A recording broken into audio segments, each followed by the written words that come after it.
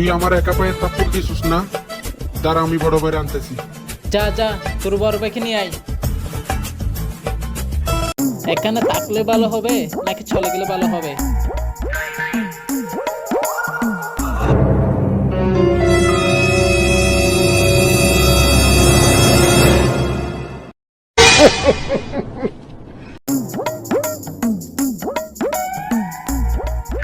কিরে কি হয়েছে তোর? ভাই একটা পোলা মারে মারছে। কি এত বড় সাহস আমার ছোট ভাইরে মারছে?